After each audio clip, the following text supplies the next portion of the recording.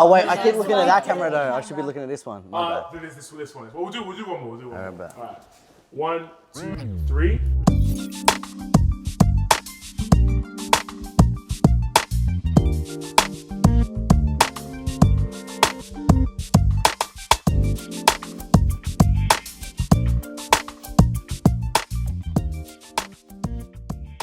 Welcome back to another episode of Born and Bred. My name is Lydia Tesema. I'm the host of the show, and I'm very excited for this episode. I know I say that every episode, that's because there's so much happening here, and there's a lot to be excited about. And this one has been one I've been waiting for a while. A lot of people here have been waiting to have for a very long time.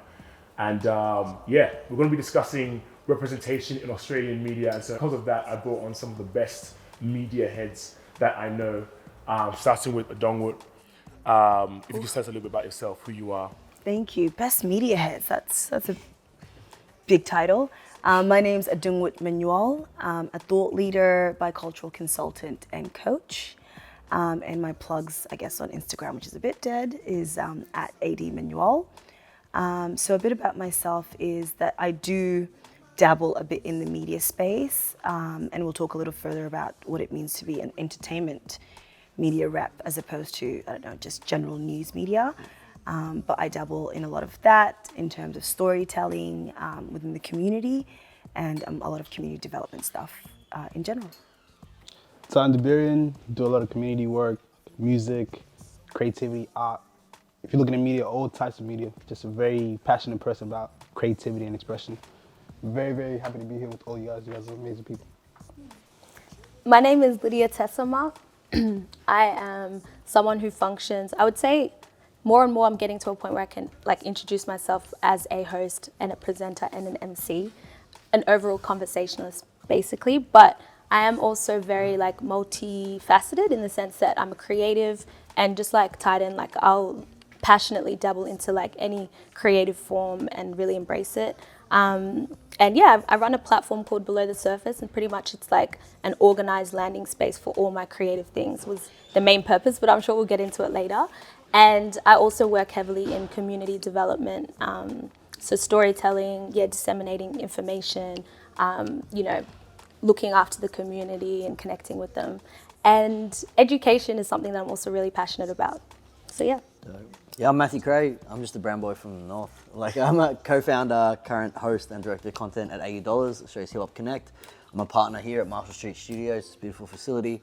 I'm a recording artist myself, and I'm a youth worker. Wicked. And I just want to thank you guys again for coming. When I say I'm excited, I'm seriously excited. I mean, it's the thing is, I feel like when I get to kind of do work and speak with people like you, I feel like I'm just a fan of taking what you guys. I mean, the resume is is in the millions of dollars worth of, you know what I mean? It's just insane. That'd be and nice. I'm sure we don't take that. and it's just I think why I'm excited about this chat is just because obviously, like you guys all mentioned, you guys all have kind of various kind of foots in the media space. Whether it's the focus of what you do or whether it's part of what you do, you guys have a very big impact on it. And the thing that's kind of special about Melbourne and also very fascinating about Melbourne is that, and Australia as a whole, is that the media space for people of colour in this place is a very new thing.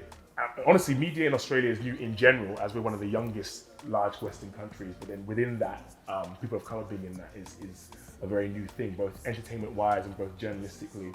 And so I basically just wanted to really explore from the multiple aspects of it, basically what our takes and what our experiences are. And for the first question, I wanted to ask how you guys all got your start. I know there are some intersecting journeys as well. I know, Lydia, you've been a big part of my journey as well. Tan, you've been a big part of it recently. How did everyone get their starts in it? And how did you find it? What were some of the challenges you faced? And what inspired you to even jump into it in the first place? It's my fault for sitting closest to the host. I think my media journey started quite a long time ago. So my dad was a journalist back in the day. And so, I'm obsessed with the guy. So I just took up after him and I studied academically journalism at university and communications. But I thought journalism meant once you get your degree, you're going to be in front of the TV and on Channel 7, and that's the trajectory. But little did I know that there's barely any jobs for people like me in front of on Channel 7.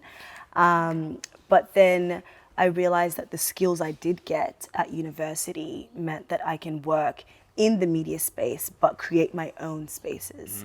So a few years in, I started doing community radio. That's where I met Lydia, and podcasting and storytelling and things like that. So I started in the academic space thinking one way, but I ended up just kind of going down some random trajectory whereby storytelling can be told in any space. It doesn't have to be in the mainstream channel. So that's kind of where I found myself. Yeah. Yeah, cool. It's fascinating. So, I didn't realize that your dad was in journalism as well. Like, it's obviously it makes sense. You really kind of carry the torch in that sense. One thing that I'm keen to come back to, we'll jump to these guys in a bit, but I'm keen to come back to what that academic switch was like, going from kind of academia to then realizing it was kind of wider than that, because that kind of ties into your journey in media in terms of like what it's kind of shaped up to now. But I wanted to kind of quickly jump to you guys as well. I feel like we have a similar kind of way into media in general, which for me it was music. By accident. Yeah, accident. It happened accidentally, out of necessity, really. So I think I do have a passion for the truth. I have a passion for the truth. I love people's stories. Like, one of my favorite things to do is listen to like people's biographies, stuff like that as well. I like to understand what happened, how someone got to somewhere, and I feel like media kind of does that. But then when you implement the truth towards that as well, because of just our community, right, and how sometimes it was depicted, I had a very, very vested interest in terms of making sure people were doing media properly. But then on the other side of stuff as well, I'm in music. So I'm like 12 getting into music, 11 getting into music, right? Getting to a point where it's like, okay, cool, I need cameras at a certain point if I want to make a music video, right? And I want to do that, so I'm looking into cameras, right? Obviously stuff I can't afford at the time, but I'm like, okay, that's how you do that. And as I'm doing tutorials for like recording yourself and stuff as well, like looking at music related stuff, you're like, okay, cool, after I do this, camera stuff comes out of it. How am I gonna shoot my music video? How am I gonna do that? And then I got a passion for movies and all these things. So cameras were a big part of my life in terms of just how I wanted my identity to be depicted to other people, how I wanted to be expressed to other people. Then around 2016, you see that being done in a negative way in terms of like the light, in terms of my community and stuff as well. So that just pushed me to do more investigation into how do you do it properly? Why is this not the proper way of representing my community, right? And how much things aren't happening there. And then as I'm doing that, I'm seeing that it can be applied to all my music stuff as well. So what's media like over here? You have $80, right? At the same, when I was like 2016, 2015 stuff as well, right? You see stuff like that happening and you're like, okay, cool. There's a space for that. There's something needed for that. But then with that as well, you have on the other side of like everything I do, which is community and media not being represented properly and stuff as well. So you start to accidentally fall into all these things. So you're like, okay, I want to be a part of a process of making the media in terms of just community and news part better and holding them accountable, but also telling all these dope stories that are happening within community. I see all these inspiring stories happening on a daily basis, and I think the world should see that because the stories they see isn't that. So I'm interested already in that. I'm already going to do that, right? But then in music stuff as well, I have all these friends that are so talented, and I feel like I'm talented and stuff as well. How do we get our message out to the world, and how do we show the talent that's over here in terms of that side of media? So I just dabbled in both of those things that kept on going, and then accidentally you keep on stepping into, because of necessity, right? Not because you envision yourself in it, but because it's necessary, you keep getting into media in terms of different aspects. So it just became a big part of my life without me really realizing it was a big part of my life, you know? Yeah. No, sick, wicked. Yeah, my entrance into media was very much connected to me not finding myself necessarily, but stepping into myself fully. And that was because, just like you, AD, I have a dad who I super adore as well. And he's someone who has been my greatest teacher in life. Like, he's, got a degree in diplomacy, environmental science, migration law, and he spends like 10 to 12 hours at the desk a day, reading, writing, politics, social world. That was my world. And I guess, as someone who's harboring so much information that's valuable, he needed someone to like offload it to, and I was the perfect person because I'm super curious and I really enjoy things that relate to psychology or society or politics or people. at the same time, despite my dad being this highly academic person, he's a people's person, but not as like eccentric or outgoing or whatever as I am. So I really had that big part too. And so I'm a people's person with this academic side, and my parents just decided to like encourage me to take this path to law. So I like, a lot of people have heard my story. Like I started studying law and arts, which was a 6-year degree, and I got to the halfway point and I just had an honest conversation with myself, being like, I feel miserable. And if I continue this, I know for a fact I will be miserable. And as someone who's in her early 20s, why should I feel like the grass is greener on the other side when I have so much capacity to change my situation, you know? So for me, and I guess what helped, like the catalyst for doing that, like interrogation and like stepping out of my comfort zone came from my back injury. So it's weird how things happen in life. But once I like had to take time off uni because of the injury, it gave me room to think about, you know, how to build the courage to leave, basically. And because I value education so much, I still wanted to find a degree that suits me. So I ended up finding a social science degree, which majors in behavioral studies. And it's very much like understanding human behavior, understanding society, and then understanding human behavior within the context of society and how it works. And I was like, yo, this is it. This is exactly what makes me tick. And the natural thing for most people to do is to go on to become a social worker or to go and do a master's to become like a clinical psychologist or whatever.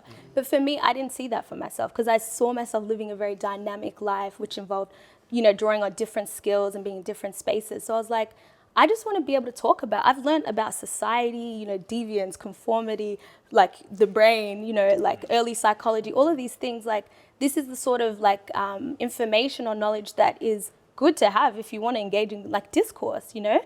And as someone who likes people and talking, I was like, this is perfect. I've been equipped to go and function in the media space. And so I decided to start a podcast in like late 2019, early 2020. And I was really confident with the conversational side, but not the tech side. My older sister, Solly, had seen that there was a community program in Brimbank City Council, which was welcoming like people to come and, you know, develop any skill for like 2 days a week. And so I just went there hoping that the music producers and engineers would be like, we can help you too with the podcast thing. They were willing to, which was great. But then the team leader for that program picked me up and said, hey, you're dope, and we're about to train like the council staff on like radio, craft and everything like that. This is how I met AD. And do you want to come and do it? And I was like, yeah. And then so I went ahead and did that, and then they decided to do a pilot run for a radio station at the council. I was a part of that, and that's when I was invited to basically put on a series of shows over the month as this test run. And like I did my own, I did a few with AD. We actually interviewed Titan, and it was such a success that they actually built the radio station. And so that's when I became an official radio presenter, and things just took off from there. Last but not least. Yeah. Yes, T sort of touched on it earlier, but I came to media through accident, to be honest. So I've been an artist and a creative since a young age. And I'm a few years older than most of the group here, so I think probably a couple of years advanced on my journey on just figuring out shit, you know what I mean? This whole thing, there's no blueprint for it. I think we're all on a journey just figuring out our own path. So, so it was 2016, as Titan mentioned. So I was a recording artist and been touring and doing all this sort of stuff with RMF, Real Music Family, my crew, and my brother Junior. And we just realized that the connections we sort of had on the street or with like other, you know, diverse communities who were making the sort of music we were making, there wasn't really a media avenue for what was going on there. Australian hip hop at the time was pretty blonde hair, blue eyed, white male, you know what I mean? And so we just, through opportunity, saw a gap in the market, decided we want to do some shit. It started, the story's actually really funny. It started off Junior just from all his touring. He was with an act, Ivan Ooze, that got a bit of traction, did multiple national tours, Cypress Hill, Ice Cube, stuff like that. And so Junior, as a DJ, connected with a lot of these communities around the country that were doing the same shit we were doing. And we're like, yeah, but there's no avenue. Like, we know each other online or whatever. There's a Facebook and SoundCloud and shit like that. And he's like, he came back off tour. He's like, we've got to do something to try and unite what's out there because it's dope. And he always played a role a lot with ideas. I played a role with like strategy and moving shit in the background and that. And he decided to live stream a DJ set that he was playing of all Australian music that he met from artists across the country on Facebook live stream. Had been around a week. Yeah, I'm live streaming it on I cracked iPhone 4S at the time. We're in 2016, you know, in our basement studio, and I'm live streaming it, and it just started going nuts. Yeah, like the algorithm did its thing, pushed it out, And we had like tens of thousands of views, likes, comments, whatever. People from all over the world like, yo, where's this music from? We're like, yeah, this is all from Australia. Like, just shit that's not getting pushed by what back then was pretty much a monopoly of white-owned media. You know what I mean? And was pushing that sort of sound and palette. So we just went, cool. We did 3 of those. It went mental online. We linked up with a local radio station, Cine FM. We're like, yo, we did a concept for a show. From there, it grew into a blog and interviews and a platform and all that sort of stuff. Myself, like, I was always in the background moving stuff. Then come like 2019, 2020, whatever it was, Junior wanted to step away for a bit. He was, I guess, the face of it in the early years. We had one with the radio and shit. I was always producing. And he stepped away. We had a vacancy, and I was like, "Oh, I'm gonna step up." That was a few years ago. I'm probably 100 and something interviews later, and just again by necessity and seeing a gap in the market, right place, right time, showcasing the representation of what we saw from all these incredible communities, happened to coincide time maybe as Australian hip hop started to diversify and really become a global force. And now I'm just blessed to have conversations with people that I idolize and really respect, and play in that space by accident, 100%. Yeah. It's insane. It's really insane to watch because I discovered AU dollars probably in 2019, and I was like, "Oh, this is cool." But I kind of was like, "Oh, this is cool." But then like I've really like since like kind of really becoming aware, like kind of at the start of this year, I've just been blown away at the work you guys are doing. I mean, it's like you guys have grown and grown and grown to, from what I've seen, the biggest like hip hop platform, like pure hip hop platform in the country. But it's like it's just still so grassroots. And it's just like you've got such a perfect blend of just like artists who are just like fresh out of the womb, music making wise, both age wise, but also just in terms of just musically, and then mixed in with like some of the ones who are now beginning to kind of get up there. And then obviously like you recently interviewed like RD, obviously Koji Radical, one of my personal favorites. Like this, I mean, that's just the list is like endless. I mean, AJ Tracy, I mean, Blast. I mean, it's been absolutely insane. But it's like you're now like in my eyes like one of the kind of big dogs getting the big interviews. But you're still with the little guy. Yeah, if anyone wants to pay me like a big dog, I'm about it. You know what I'm saying? Like, I think everyone here would respect, be on the same tip. Pay us like what the work we're doing for it. I think in listening to all of your stories, I think one thing that they're also different, and they all have different motivations. But I think one of the kind of common threads between all of them is a sense of seeing a lack and wanting to kind of fill that gap. And, I think that one thing that I kind of find quite exciting about the kind of rise of the media space, both entertainment-wise and kind of more journalistically speaking, is that like there are a lot of people that seem to actually care about, it's not just about being the first to get it out, but it's actually about kind of uplifting. And I wanted to talk a little bit about that. You mentioned off camera that, your dad was a journalist as well. Oh no, you mentioned that on camera, but you also mentioned that he went to jail for his work as well, and so like there's a really strong kind of altruistic vein in kind of what all of us are doing. I kind of want to explore that a little bit as well, just like kind of where did that element come from you guys, and kind of even when it comes to like working with each other, what is it that kind of drew, because obviously you guys are kind of connected in various ways. What is it that kind of connected everyone together, And when you talked about like where does that come from? Is it just this desire to function in this space and like the passion to function in this space? Where does that come from? Not just function, but actually kind of fight and uplift. Because there are some people that are fighting to just function. Yeah. And like we said about altruism, like there's a different element of that on this panel for sure. Yeah, because I mean, like, because there are some, and this isn't pointing fingers, but there are some, not many, people of color in high spaces. But it's like, and obviously by the fact that and obviously the fact that they are a person of color means that they are just, by virtue of them being there, advocating for us and just being in that space. However, there's a difference between some of those ones that are just there and the ones who are actually trying to pull others up, by force. I think it's the understanding that it's an ecosystem. I think we all have an innate understanding and then a thought out understanding as well of this space. Obviously, the work that we do outside of this space as well kind of indicates that we all work somewhat within community and community spaces and with young people and other aspects of community. But it's an ecosystem. In America or somewhere else where things are more established, like you're hearing from Matt, like in these spaces that we're getting into, it's not like things have been there forever.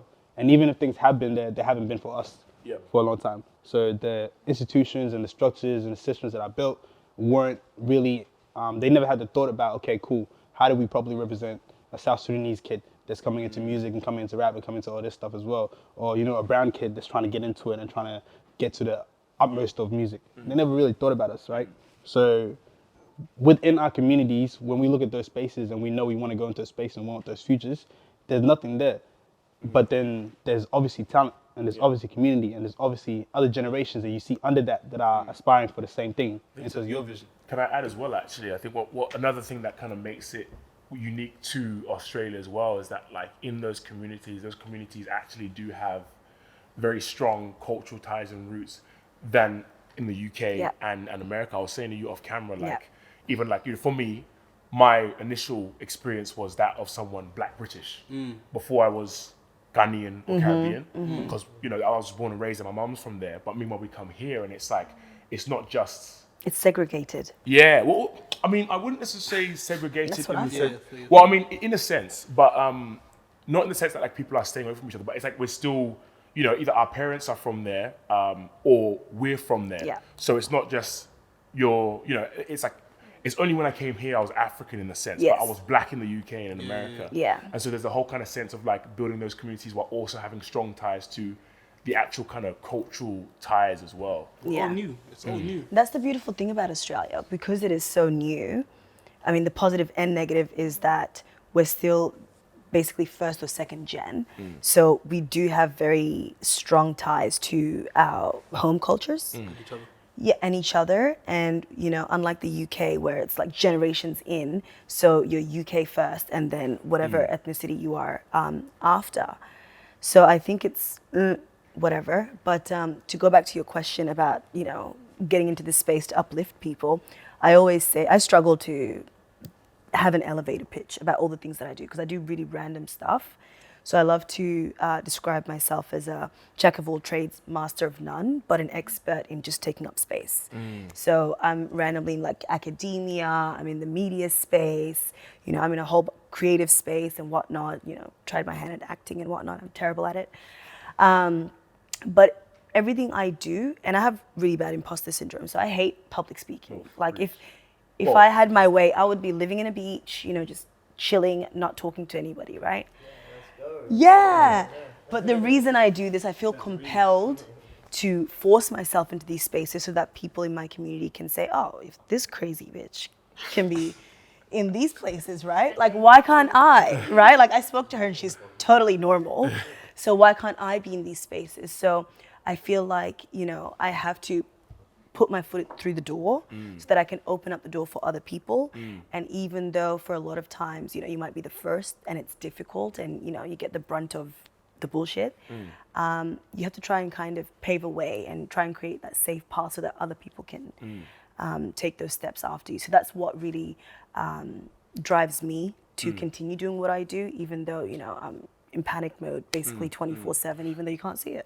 Well, that's what makes it kind of that's kind of one of the burdens of it, because I think one thing I'm sure we can all relate to is some way or another our parents being like, or somebody in our life being like, oh, like this is this is not your place, so whatever you do reflects badly on all of us.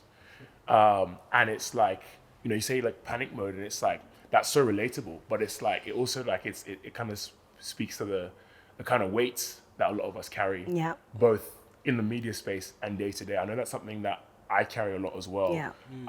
And to the point where, I mean, in therapy, I've kind of been like, actually probably a bit to an unhealthy degree, to where I'm always, I think part of why, like, I think generally, like, I'm said to present so well is because I'm literally always thinking about it, to the point where it's like it's taking up space to where like I'm not even doing enough of what I need to be doing. And so like, it's kind of, you know, it's kind of, maybe that's why you haven't gotten enough consistent episodes. But we're changing that.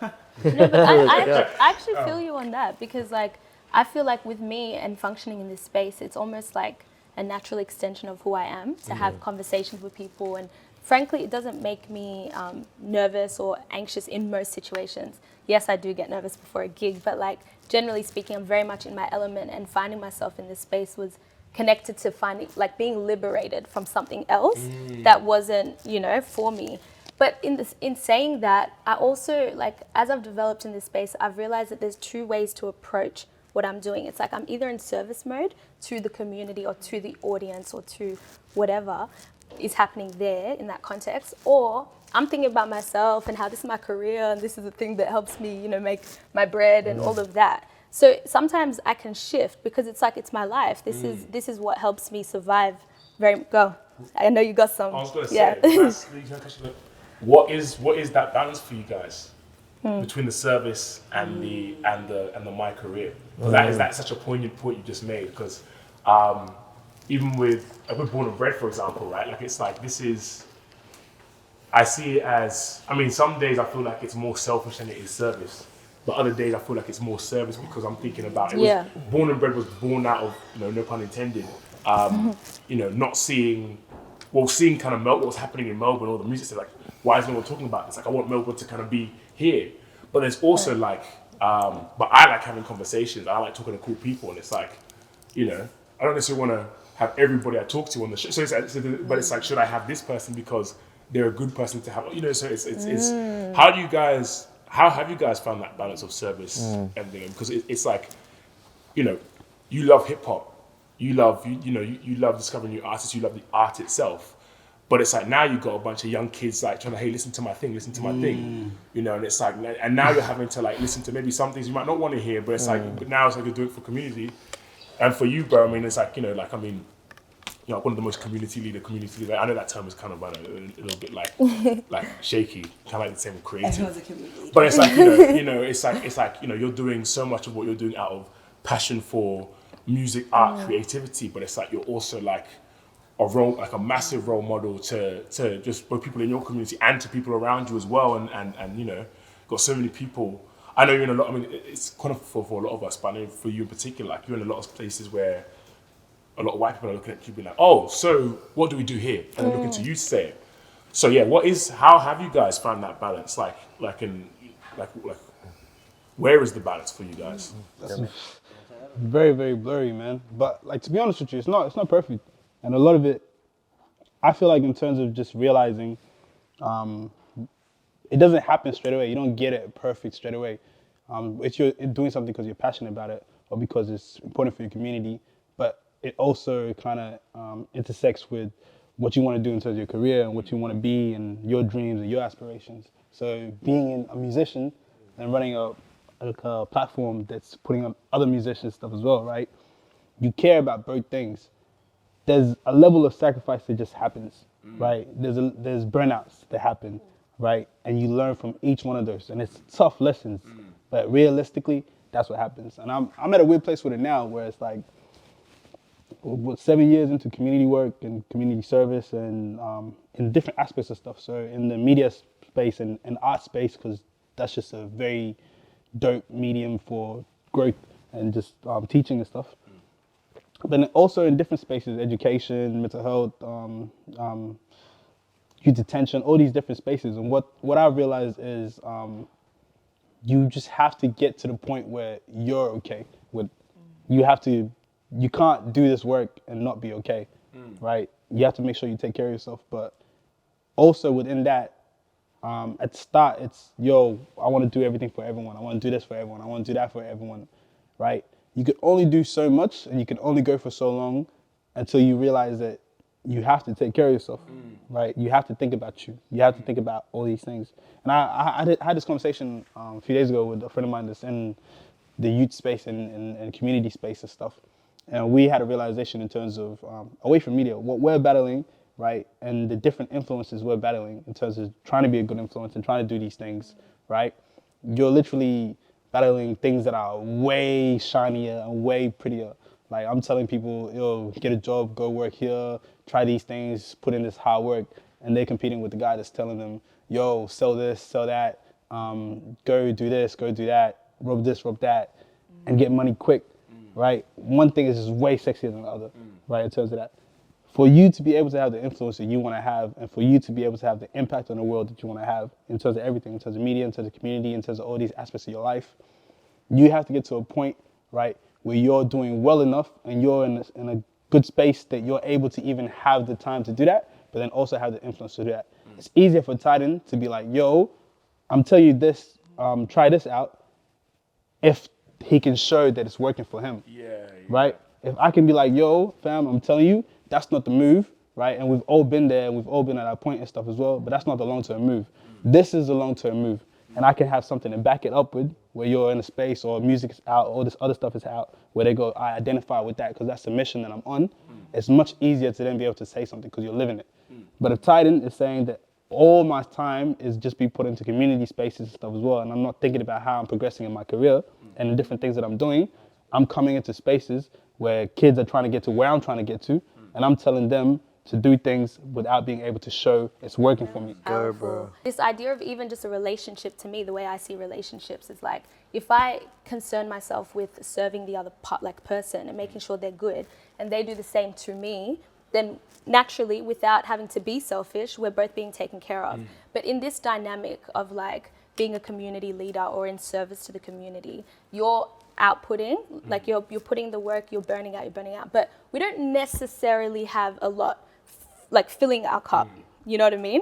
Unless we're intentional about, you know, where to go to be rejuvenated or to be understood and to be all of those things. So like you've said, because before I actually made this point, I was thinking like opposite to that, but I'm like, we shouldn't have that mindset of always being in service mode, because it's not even a benefit to the change we're trying to see, like you said. Like, we have to live it for people to believe it and to see that example or role model in it. So that involves being a bit selfish. Like, being a bit selfish means, like this year for me, saying no to certain gigs, so that I can free my time for bigger things that might have more impact, where usually I would have probably said yes. And just also being a bit more firm about my worth and all of these things, because yeah, to get into the space, sometimes you have to bend a little, and obviously, you know, never too much, or you don't ever compromise yourself beyond, you know, your boundaries. But like, we've had to kind of hustle to get here. And like you said, like, whew, the burnout is real. So that's something that I've been like, I think really kind of coming to this year. I think anybody who's talked to me like last week probably heard me say the same thing. But I kind of started the year being like, I just want to do creative stuff. Just like coming out of lockdown, I was like almost just rapidly, just like, just do creative stuff, you know what I mean? Just whatever. And it's been good, but it's like, it's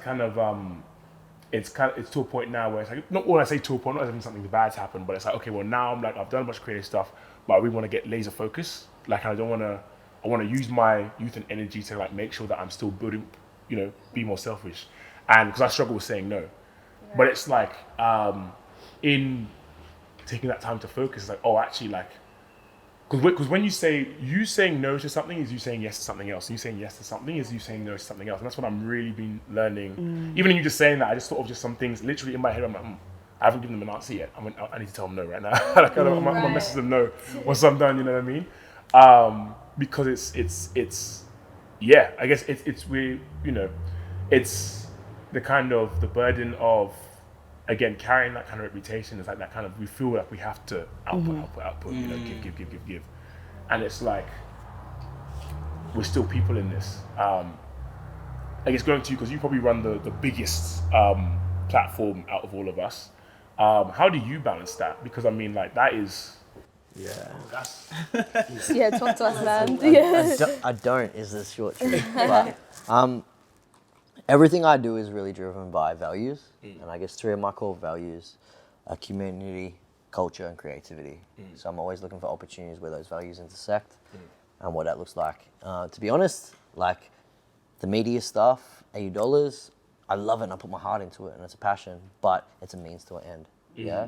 Like, I'm an artist first and foremost. If I was to be 100% selfish, like we spoke about, Lydia mentioned a bit about balance between community and selfishness. If I was to be 100% selfish and what like I want to do, I'd just be in the studio rapping all day, bro. That's all I want to do. But I just interrupt you real quick, by the way. Make sure you stream Past the Lighter. No. Great projects.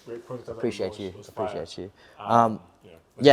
That would be where I want to be in a selfish point of view. I love my artistry, but as I said, it's a means to an end. I'm a youth worker, yeah, and so on my heart is about, and a lot of the panel can relate to this too, especially, like, I got too many homies and friends, bro, that died young, that are locked up, that have substance abuse issues, that are like, got mental health issues, too much of that shit. Too many of my homies died young. I got too many of my homies tattooed on me, you know what I mean? Like, So this media shit is, I see an opportunity from an economic point of view, from a cultural point of view, from a media point of view, from a social view, to make change, generational change, legacy change, like, and so I prioritize that shit over my own music, my own art, all the freaking, and I know T does the same, all the time over my own ambitions. And that doesn't mean I don't love what I do. I'm not passionate about it, but for me, it's a means to an end. And I'm trying to impact generational change and cultural change. That means my homies, as T mentioned, my homies don't have to go rob jewelry stores, or my youngers aren't going to hit a lick or nothing. They're making wise decisions and being able to invest in music and art and community and shows and that sort of stuff. Could you almost say it's like kind of one thing I'm kind of getting from this is that's like there's your passion and your purpose, and like sometimes sometimes they kind of overlap, but they're actually not the same thing. They have like a lot of parallels, and so like when it comes to the youth work and kind of what AD does for those examples, that's like the purpose. The passion is 100%. making music and the art. But the purpose is kind of serving. There's passion in what we do, don't get me wrong. Like $80 is full of passion because I give a fuck about other people's music. I care about good art, care about events, creativity, community and all that. But as I said, it's a means to an end. The end is about like economic empowerment and like cultural change and influence, you know what I mean? It's like, I'm doing this shit for kids that aren't even born yet, you know what I mean? Like I believe, we mentioned it a bit before, but Australia, like in a Western context, is so young culturally. Like, we got 60,000 years worth of First Nations culture and we're blessed for that. We don't acknowledge it and empower it enough, but like in a Western context, we're like 200 years old. We still got fetus, we're figuring out shit. So it's like, this here is like, the 2020s in Australian hip hop or media is like the 1990s in the US. We're just getting started. So like these platforms, this is the OGs right here that I'm surrounded by. So it's like, we've got a duty to contribute to our communities and to build legacies and infrastructures for the young kids to empower. And then the full realization of what it is for like people of color in this country will be realized in like 20, 30, 40 years. Yeah, because it's like we're trying to fight, we're trying to like, because we're so young, like us and our communities are so young within the Australian context, we're trying to basically like fight against airspace or like market space, which has been dominated by like white Australia. And it's hard to do that because once you take up space, it's harder to push you out. It takes a lot more force to push you out. So in a sense, we're working against like an uphill battle. And yes, like we're in a time where we can have like social media and like we can create airspace now that isn't those like commercial or like mainstream lines, but let's be honest, like funding and like, you know, resources, these are all things that are holding us back. You know what I'm saying? So it's like, it's important to understand like that we're in a specific time, a specific context, trying to do a specific thing. And that comes with things. I echo the sentiment of everybody here, you know, in terms of purpose and passion. I'm a big believer though, and I'm still working this out, that your passion is what drives the purpose, and I think that's the same for everybody. And so for me to try and avoid the burnout, because I go through that a lot, and in the random spaces that I find myself in, I realize that I'm echoing the same sentiment, which is I'm trying to bring everybody together. I love harmony. I want everyone to feel safe and blah, blah, blah. So I just bring my personality into everything I do as opposed to my job, you know, dictating who I am. And so when everything aligns like that, when, you know, what you love to do, what you want to talk about, you know, when you're hanging out with your friends is the same thing you want to talk about, you know, in classrooms and get paid for. When everything aligns together, then you realize that you can make impact while doing what you love and getting paid for it. And it doesn't feel like you're having to fight, you know, between yourself and service to others. So I think, just trying to find our specific passion and then create a purpose around that passion as opposed to killing our dreams just so that we can stand up for somebody else. But in saying that as well, like everybody said here, we are very young.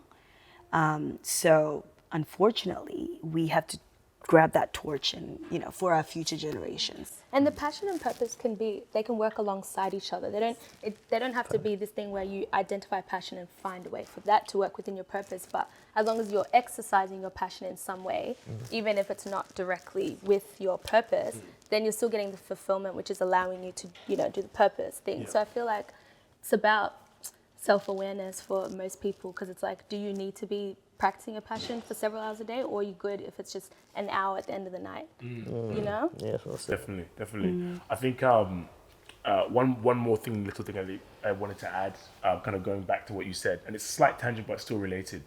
But I just really like the idea of, in terms of the kind of future generations, that we're doing this for, them having stuff like what we're doing to look back on, because we're creating it as we're going. And the idea of like the young person going on YouTube or whatever, if YouTube is still going at that point. Google owns it. It ain't dying. I'm not dying.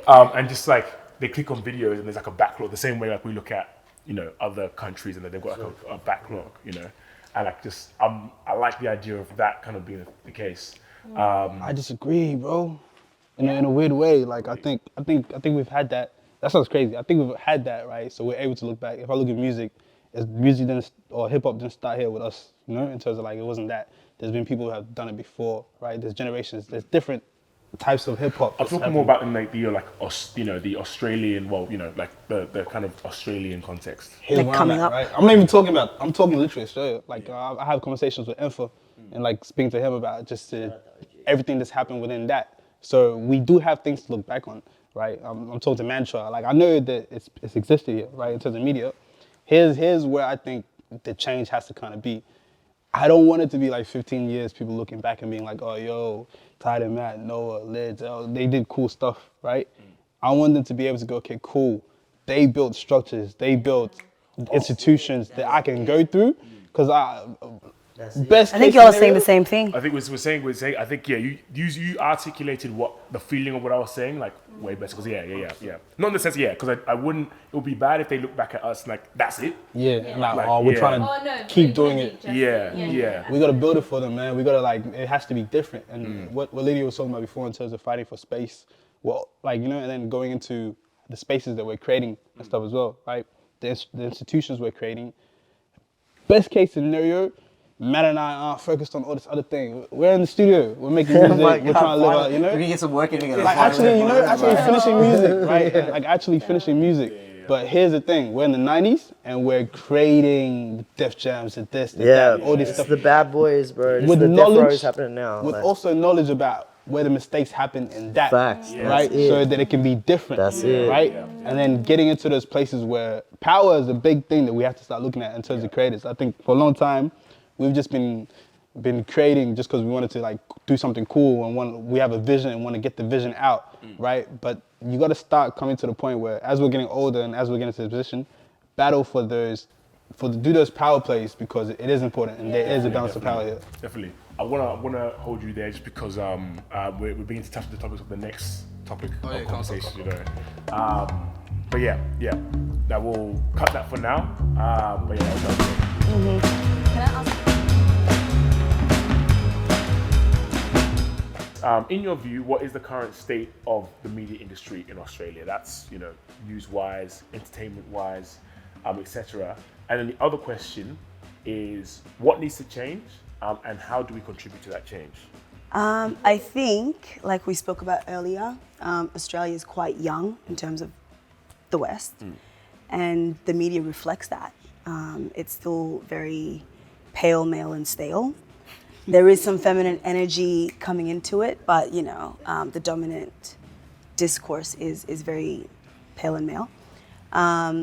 But in saying that, I think that there's a lot of opportunity for whatever we want to happen. Like we're in prime position to make shit happen. Unlike the UK or the US, it's super saturated, and I don't think there's anything unique that can be done at the moment. So everything's really fresh and brand new here. So you agree?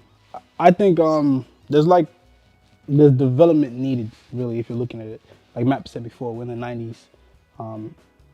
There's so many spaces for people that are watching and people that have a passion in all these different spaces of media, because media encompasses so many different things. If you're making content or you're making a platform about whatever thing is dear to you, what you're passionate about, and there's a need for it and there's a service for it there, I think it's really that time for people to be able to do that, but do it in a way where it's just, for a long time, we've just been creating. Like we've been in the space of just, we want to make cool things, or I want to make music videos, I want to do this, I want to do that. and doing it because of that passion drive that we were talking about before. But I think we need to go into that business side of stuff now, where we got to really focus on the finances and about what is our long-term goal with the things that we're doing, right? It's really, we're professionals at the end of the day. So you might have gotten into whatever industry, or this industry in terms of whatever route, if it's music, if it's interviewing, if it's whatever passion drove you to go into media and create content. You've gotten there now, and you've done it for maybe a few years, or maybe you're really new to it. Now let's start thinking about how do we do this, but do this as the professionals that we are. Instead of knocking on other people's doors and waiting for them to be able to create space for us because they're not going to do that, and that just takes forever and drains your soul and your creativity. How do we then link up with each other to then be able to create platforms? How do you make more Born and Breads? How do you make $80? So how do you support those platforms? Because those platforms exist now. So if you don't want to go through the process of, yo, I want to build this, I want to build that. Some things we need to build because it just doesn't exist. Someone has to build them. But if there's already things that are being built and you want to go, oh, I want to create, I want to be a presenter, I want to be that. How do you link up with an $8? Or how do you link up with an established platform and get to their attention and be able to go, okay, cool, let's add on to that, let's build that. And then once we've done that, make sure we really think about the economy and the music economy, the creative economy, and how that makes sense in terms of this ecosystem we're creating. Once we've done that, and finances are starting to make sense in there, and there's actual spaces for people to be able to take their talent, grow in that, and keep pushing it forward, we're going to see more things come to Australia. We're going to see more things invested in Australia, but the investments aren't going to be going to some random people that don't care about any type of culture, right? It's going to be going to, okay, cool, we that have a passion for it, and all these people that are passionate about it, that have set up their businesses in a way that's able to support all this other support that's going into it, are getting those resources, and then in turn, they're coming back into the grassroots, they're going back into our culture that we want to build and stuff, and empowering people from that. And the ecosystem altogether rises up and gets better and better and better, which then hopefully in turn goes into the content that's being produced because the access gets better and better and better. Yeah. Then we're not talking about these conversations just within Australia, but we're talking about, okay, cool, where we've not only arrived on an international level, but we're thriving on an international level and bringing more resources back and keeping on that and providing opportunities for the young people to be able to go through these places that we've created and stuff as well and supported to then go whatever part of the world they want and don't feel like they have to leave it, but they can still support this and they can shine how they want to shine. Yeah. Great stuff, man. I love the emphasis on like economic power and building economic power, because that's truly what the missing piece, because it's like we're more prone to being bullied when we don't have economic power, you know what I mean? Like Asians and Indians in a lot of communities have their own shopping, like their, you know, their markets. They can literally buy and pour back into their communities. And I feel like that's ultimately what, you know, we're lacking with, because it's like the drive and the passion's there, the purpose is there, the depth of understanding of our like history and, you know, our political like world is there. It's just like we need the fun, and this is where I'm at. Yeah, like with my platform Below the Surface, frankly, like I feel a bit embarrassed because I've left it hanging on the forefront for a while. Like I've been doing a lot in the background because I was lucky to get the African Australia Media Grant. But at the same time, like I haven't had the capacity to just pour everything in this year, because this is the year that I just graduated and I've just stopped being broke, and I'm in a position to chase hosting, and it feels like prime time to build that brand as well. So it's like, it really is tough what we're doing, you know? And I made a conscious decision to not run Below the Surface as a not-for-profit. And that was after spending a lot of time in the like community space and understanding the nature of like being a not-for-profit and how like you can progress within that. And it can be slow and it's not even necessarily guaranteed. So it's like, it only made sense to now run as a company. And this thought came about after my first event, where I ran like the networking and vision board making event. And before shout out to you too, because you were there. The reason I say that is because like when I was preparing that event, I was going to pay for everything. I wasn't going to charge anyone. I was going to pay for the DJs, buy the resources for the vision boards, do everything. And then I was like going to be like out of pocket, like deep, and I didn't even have that type of money. So it's like, that's wild. You know, I had to have the conversation with myself, like if you're providing value, give people the opportunity to invest in themselves and invest in the community as well. And that's when I started talking to myself about what's truly sustainable. What's truly sustainable is actually thinking about our financial, you know, situation. And so literally all of the roadblocks currently, like I could be pumping out magazines and interviews and all of this if I had the resources, you know? Yeah. So it's like, that's what we're really fighting against. But like, I also know that, Liz Gab, one of our like mentors and someone we work with in the council space, I remember her saying that you're in a position to have a better experience or function better within your society if you actually understand how it works. And a lot of us, this is the urge now to like our people, is to actually take the time to understand systems and like how systems work, because then that gives you the insight on how you can act within the system to get, you know, what you want, you know? A lot of the time, it's like a lack of knowledge is why you perish. I know I'm using a Bible quote, but it's just kind of like, it's actually true, you know what I mean? And like, I realized when I looked into the media in Australia that pretty much most of this is owned by Nine News, and I think it's the News Corp and Nine News. They're two big, two big private companies which own pretty much so many of like, you know, the outlets on TV, radio, and newspaper. And so it's like, yeah, naturally, if we don't own space in that area, like we're just not going to have that representation.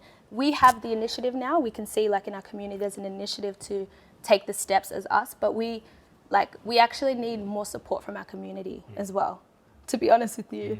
Like this thing, like covering stories and changing the narrative, and you know what I mean? This requires a team. This requires like a cameraman. This requires, you know, assistance. It requires a lot. So it's kind of like, I'm not going to pretend that this is easy, or that I'm not going to continue to be functioning at a slower rate than I could be if I didn't have more help or more support from the community.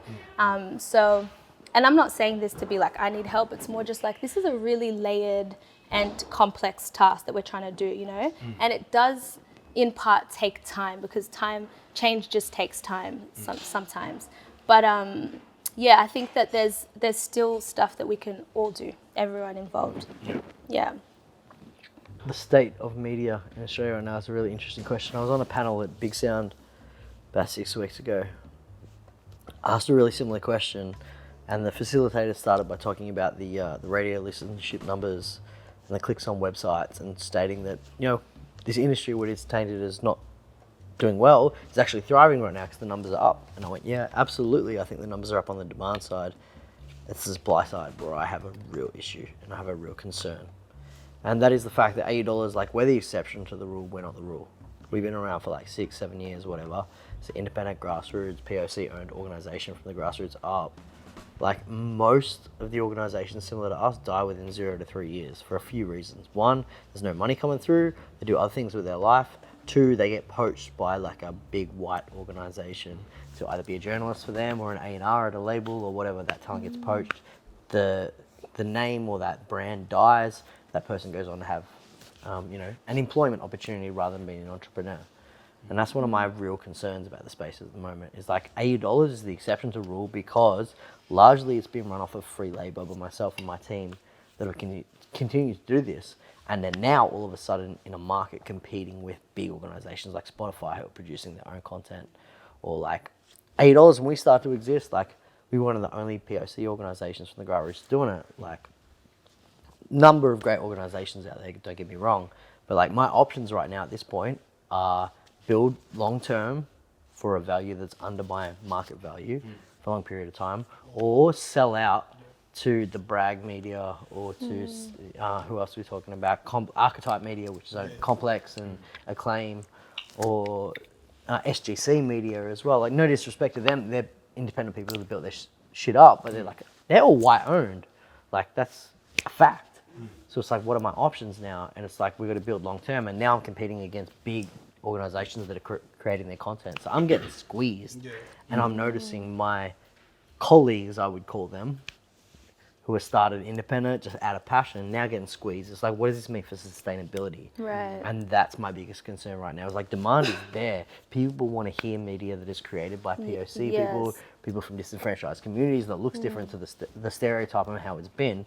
But it's like, what's the sustainability of that? And now my issue is like, I see organizations, external money coming in, partnering with those already existing establishments and squeezing out these independent creators, largely POC, who have underpinned this growth of this community for like 5 or 6 years, whatever you want to call it. So that's my concern right now. It's like, how do we continue to remain true to our identity and authenticity from our communities while accessing that white corporate money?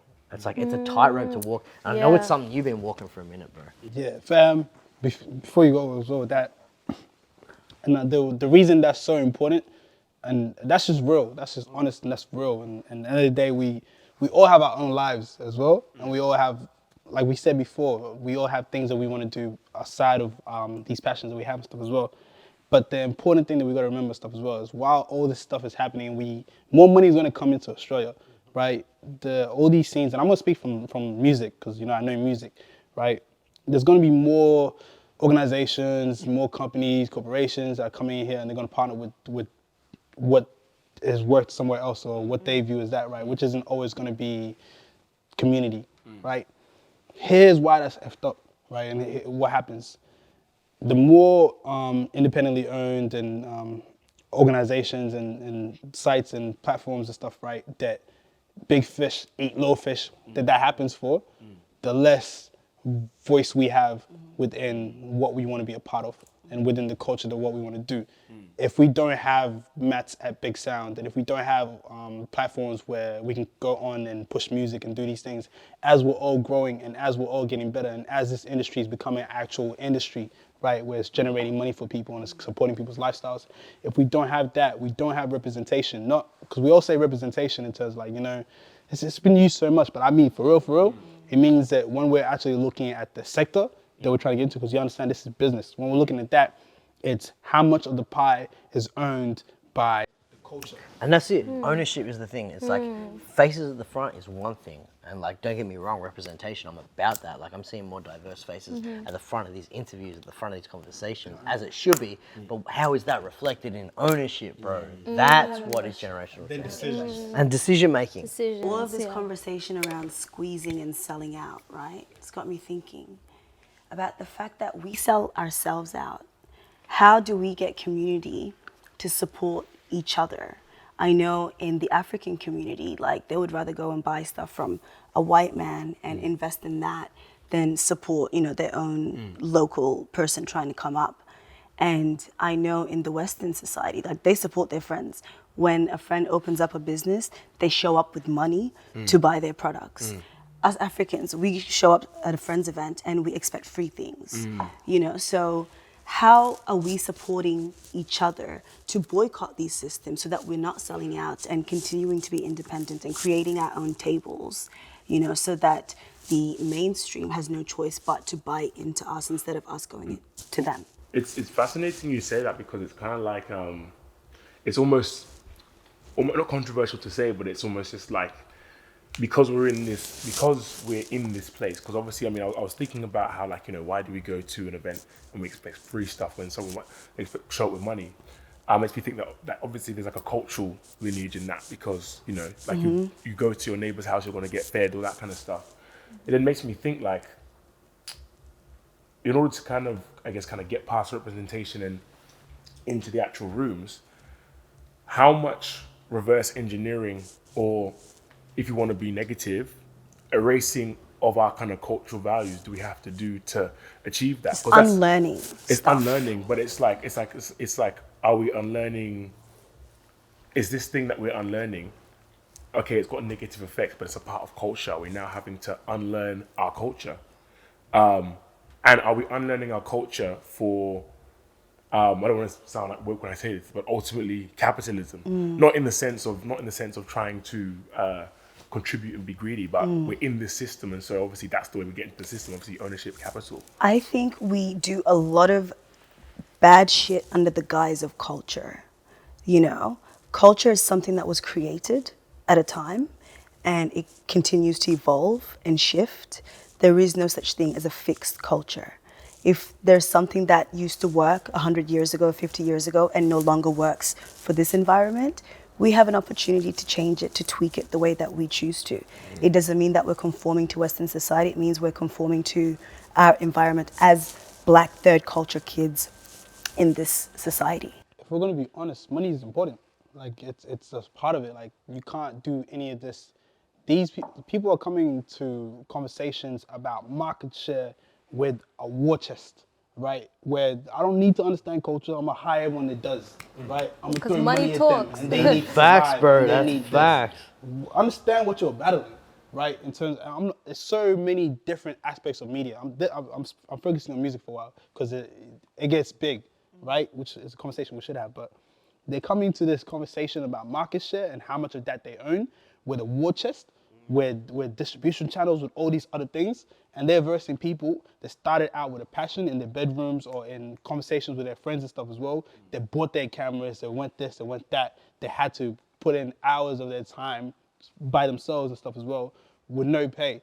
Where it's what you're versing is not, this is Goliath that you're versing, right? When we talk about culture and stuff as well, and when we talk about how do we get people to then buy into it and support it so that it's actually sustainable, like Matt said before, you need to have the investment of the people that are a part of that. When I say culture, I'm not talking about like just specifically or South Sudanese or African or this or brown boys or this or whatever. I literally mean in terms of this media that we're talking about in this media space.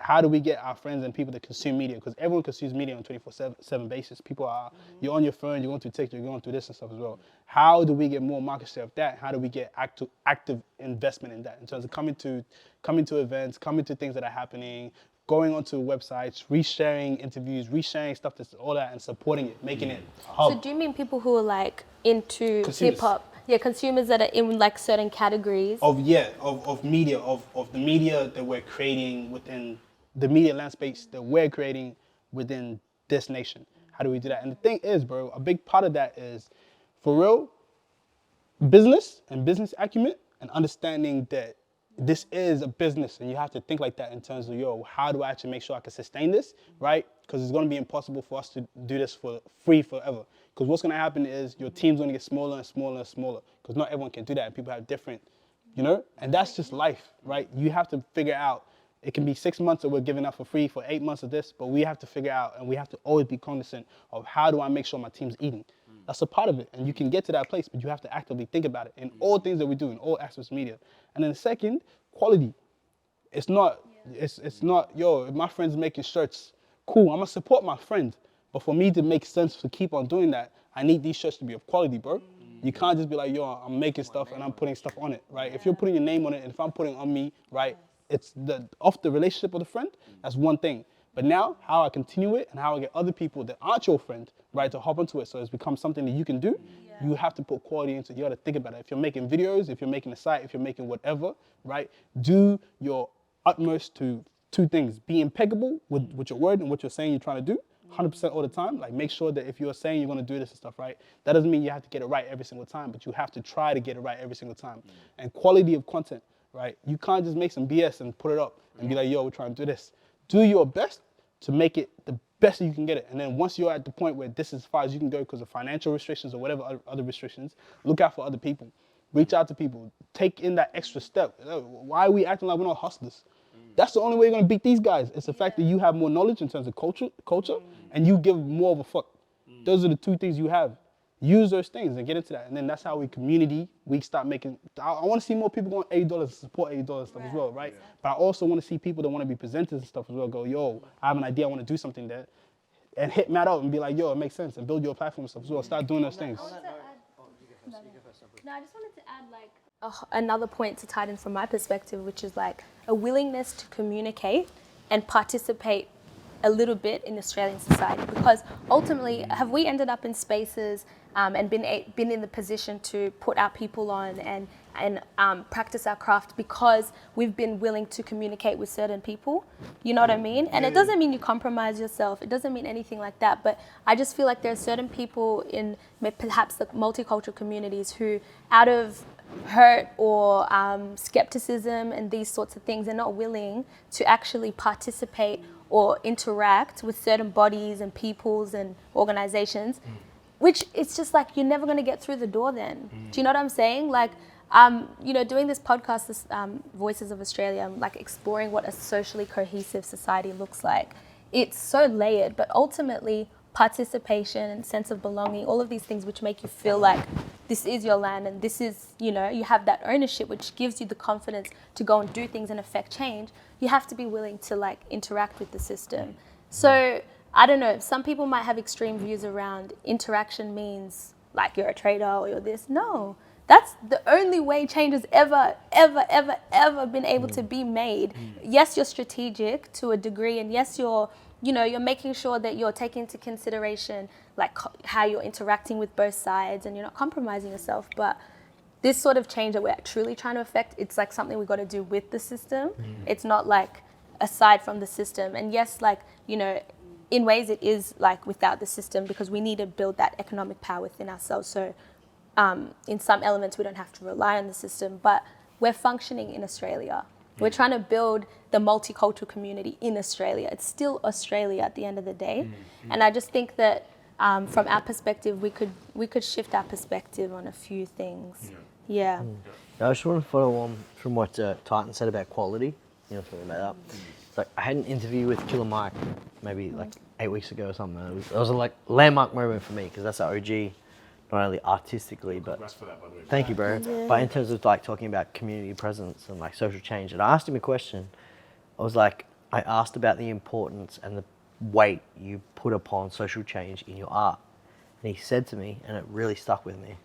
It's on the point that you just raised. It was like, making dope art is social change. That's your first priority. And he was like, yeah, there's so many elements that you have as an advocate, as a community leader to create change, but your primary objective as an artist, as a creative, whatever space we're working in, is to do that. Make dope shit. And you make it the dopest you can make it, whatever the conversation is, that in itself is social change. Because if it's coming from community, it's coming from grassroots, it's coming from people of colour, that influences change, and that's your primary objective. So focus on that before everything else. Yeah, the business and the spaces we work in are important, but make sure your shit is dope. Put in your work, bro. Like, put in those 10,000 hours to make your shit, as you're doing, as everyone on this panel is doing, make your shit as dope as possible, because that in itself will create influence, which will create change, and that's your primary objective. And that to me like slapped me in the face, and it was just like, yeah, all this other shit I do, this advocacy, this networking, that's really important, but I just gotta be at the highest quality and produce the best content that I can, because that shit's gonna live forever. Yeah. It's gonna be forever. Dang. You guys have really filled me with these answers. Because it's funny, when I made the question, when I wrote the question, and it was like, what do we need to do to contribute to change? I initially was kind of thinking it was going to be more practical and educational. I was open for where I was going to go. But you guys went so much further with that than I expected. I mean, on what you're saying about having to take a serious look at culture and what culture is, I didn't see that coming. And it's uncomfortable because us clinging to our culture is like one of our kind of comfort blankets where we have to deal with all this stuff. So that's like really challenging, but really good. And then what you're saying about having to engage, it's like not only are we coming in skeptical, not only are we coming in fearful, doubtful, but we're also seeing how the system isn't serving us. So it's like having to kind of grit down and see the bigger picture. And then what you're saying, which is so like, it's so profound. It's like, it's so simple, but at the same time, I never would have seen it as a thing, but dope art is political change. Excellent. Yeah. And it's just crazy because it's true. It's like, it's like, I mean, you look at like the history of like the Renaissance and how so many of those paintings inspired some emperor to start some war, to do this and that. Like, even when you read a poem or you listen to a song and it just like, something like changed and you just change how you move the whole time. It's like, it's so, it's almost cheesy how beautiful it is. The fact that just the power of good, meaningful, impactful, dope art moves people, and just how like that's what the focus should be. And it's so true because like, I mean, in all this, it's like, we came into this conversation talking about media, but it's like all the things that, make us forget that that's actually what we want to do. You know what I mean? And not that to say those things are bad things, but it's like, again, you two got into what you're doing through music, but music is what you want to make. And it's not that it's hindering, that's stopping you and all that, they're in a negative relationship, but it's like all these things that we have to do to kind of, one, just kind of just be a person and survive, find our purpose, and two, survive in this system. So, really incredible answers. Wow. To continue that as well, right? It's because there's so many, we can have this conversation forever. But in terms of like the practical part of it, and off what Matt said, to even get good, fam, like, and you're gonna see me do this as well. So every time I'm saying something, I'm not just be like, oh, yo, go do that. Like, I'm actively trying to do these things. I'm actively succeeding. Sometimes it's taking longer than it should. So it's up and down. It's like, it's hills and valleys, right? It's not a perfect thing, but you're gonna watch me do this, right? So it's legit when I'm saying it. At the start of what you're trying to do, bro, you have to get your experience up. You have to go try things. You have to do stuff. How many people have dope ideas or dope things that could be cool and stuff as well that just said, okay, cool, that's where it stops. I had the idea, right? I wanted to do this. But say that they want to do something. For media to get better, we need more people to push and create dope stuff that they're doing. Because you never know. I want to see more, not just all aspects of it in terms of TV, script writing. There's so many spaces you can get into, and if you have a passion for it, don't restrict yourself. If you have an idea, go do it. And first time, if it doesn't work out, it didn't work out, but you make connections, you met up with other people, you try to do something, your network just increases. Which means that if you're looking at this as a brain, like you know how you make links as well? Every time creatives do something, if you're looking at the city, you look at the city as a creative brain and stuff, right? It's new pathways. Yes, exactly. Right, for people to be able to get stuff done. And you're only so far from one person, right? You might go, okay, I'm going to this space, and you meet these different creators, and you guys start working on whatever your niche is, right? That's a part of the whole brain that's going on culturally here. And the healthier that is, right, and the better it is in terms of content that's created and stuff like that, the more growth that happens for the entire body of what Melbourne is and what Australia is and all that stuff as well. Go create stuff, take risks, and really look at yourself, judge it, and okay, cool, how do I make it better? Keep doing that. Become undoubtedly dope. And just add to that as well. Yeah. Like also allow other people to do that as well. Yeah. Like which I feel like that's what you're kind of saying, like outside of that, but it's like, we're so uncomfortable with failure. Like the reason why we don't want to try things because if we fail, we'll look dumb. But it's like if we all fail and look dumb, we will accept that as well. Then that'll make it so much Noah, also, I just wanted to say that I had the pleasure of doing the African Australian Blue Nile Business Masterclass. And the first class was, they taught us about Australian business culture.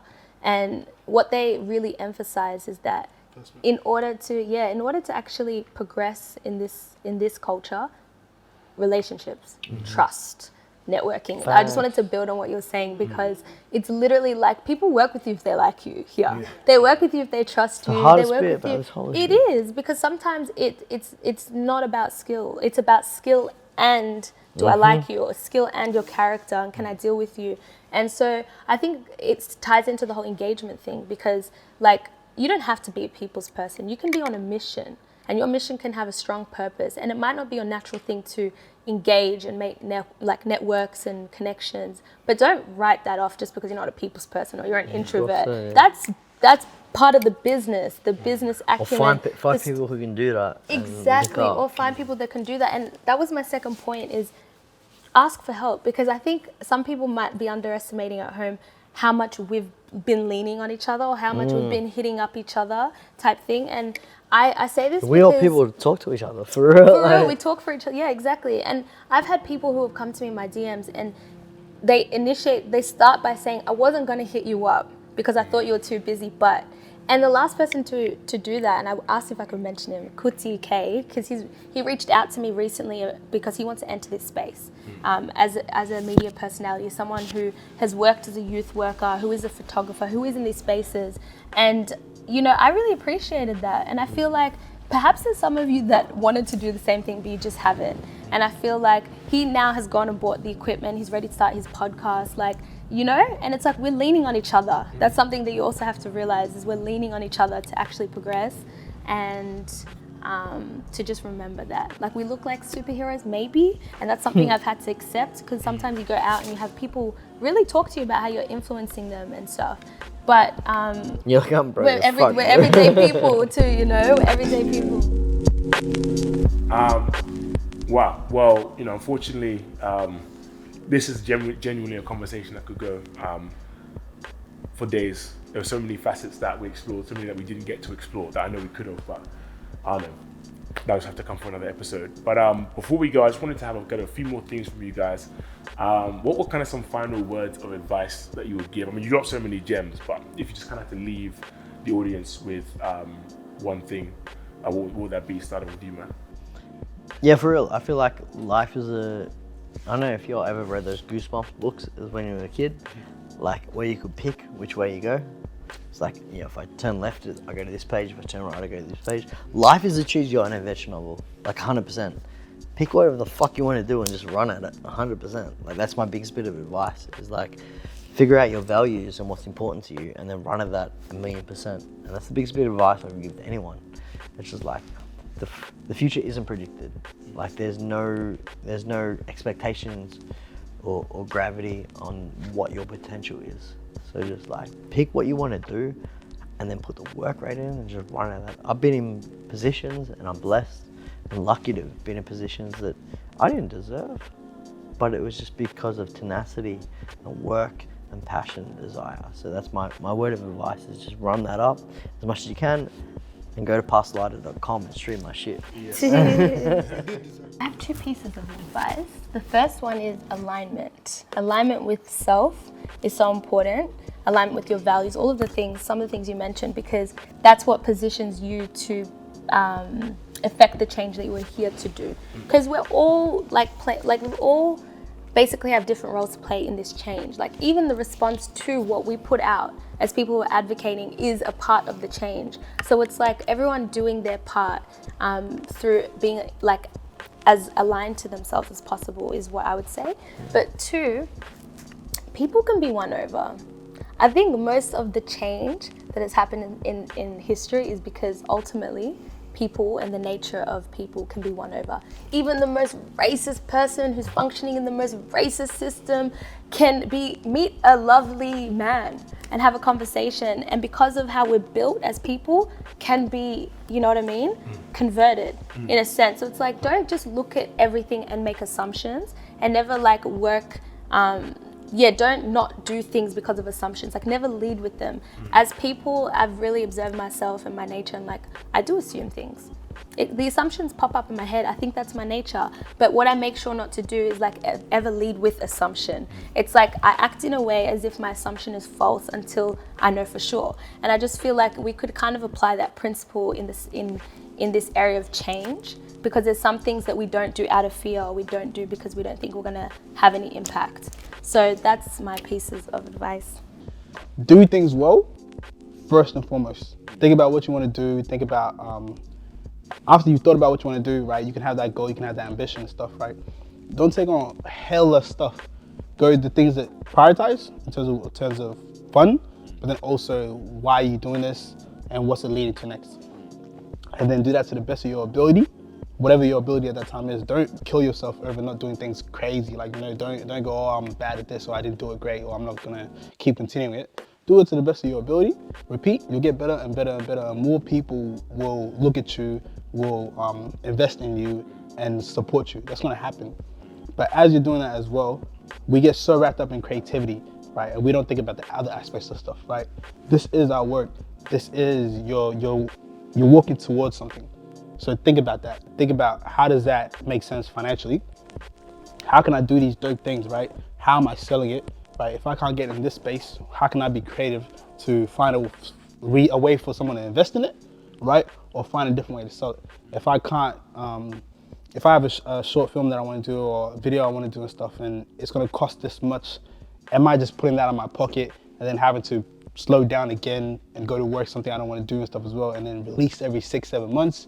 Or am I going, okay, cool, I made this really dope thing and I found a way to be able to sell it to my friends or to the people that like it by doing an event or something, getting people to be able to buy into it, so I can go back and I can come back quicker, right? And I can keep that momentum going. Be strategic with what you're doing. And whilst you're doing it as well, understand there's so many different ways to do that, because I thought it was impossible as well. You have a million things you want to do. I want to do that, I want to do that, I want to do that. And you have different talents.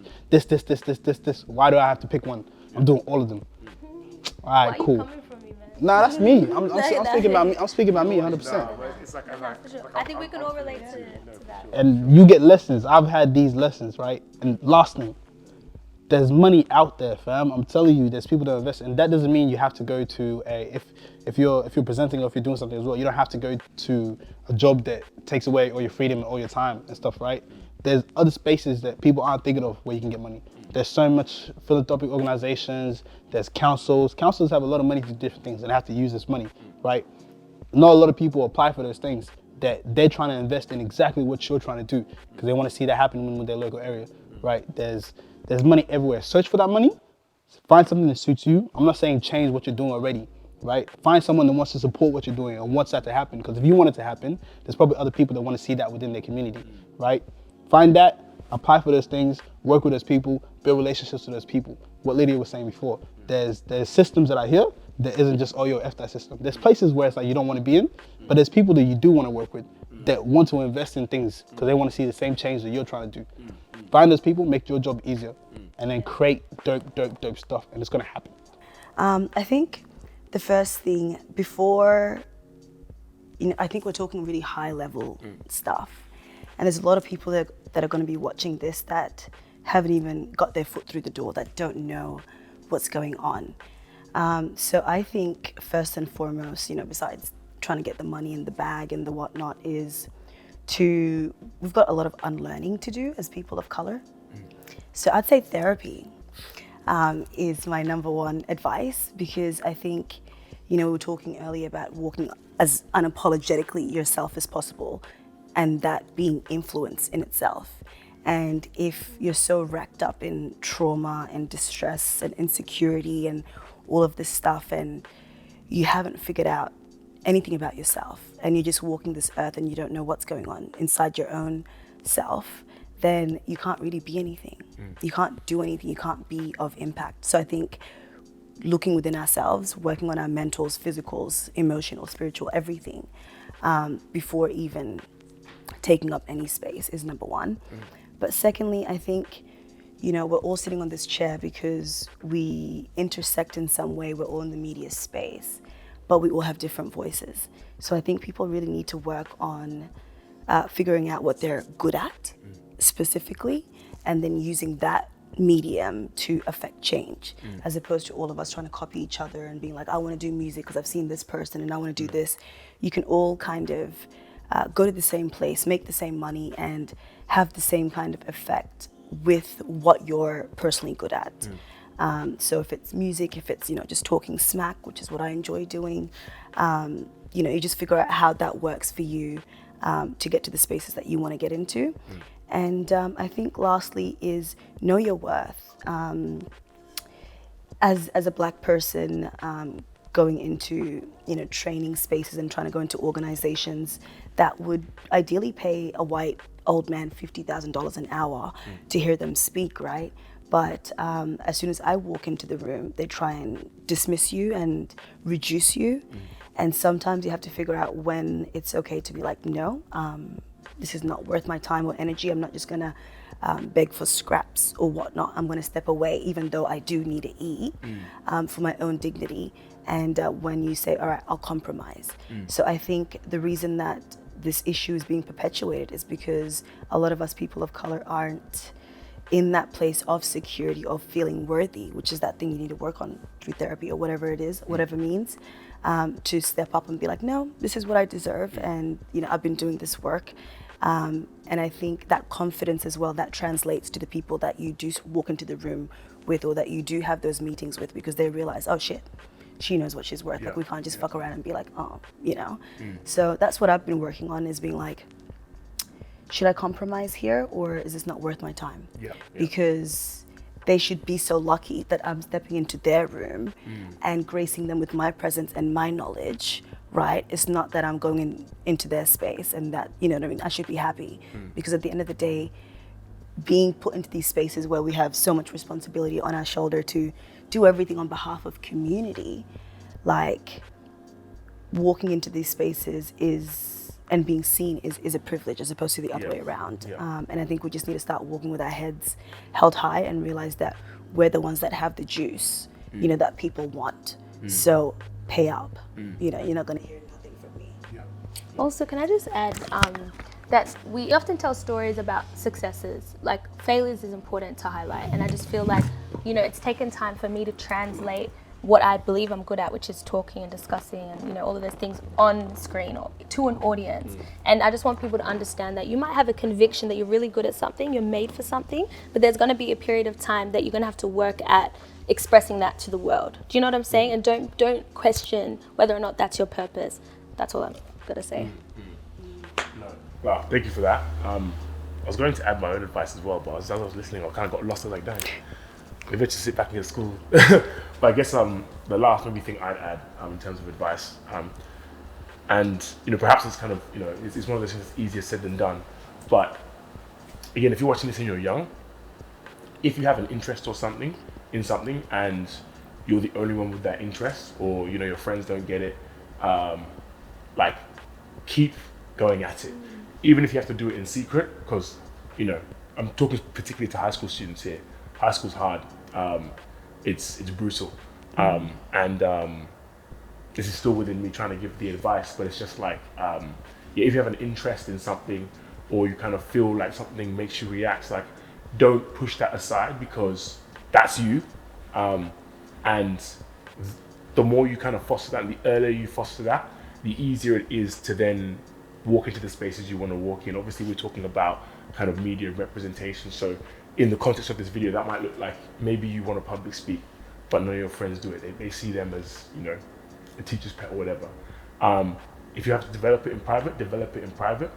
But that means that when you come out, you'll be ready straight out of high school or during high school to be in a place where you can start building your own life and impacting the community. Versus for me, I'm 24 in terms of making this, and it's only getting me now to where I'm putting out more regular episodes. So yeah, just kind of, you know, give yourself space and don't discount it because others aren't doing it, because you will eventually get to a place where people will get it, but only if you push through. Yeah. And yeah, I just want to say thanks again so much for coming.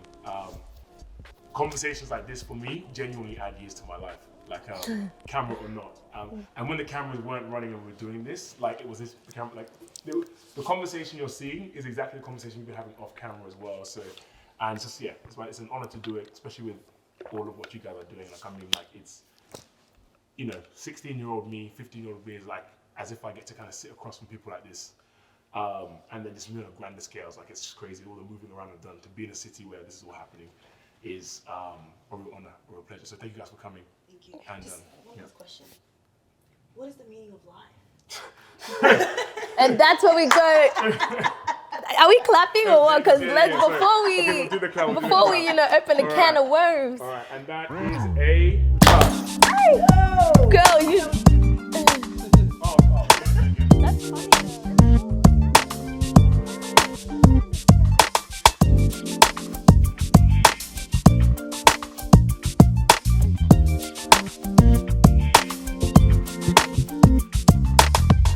I've had enough of being uptight.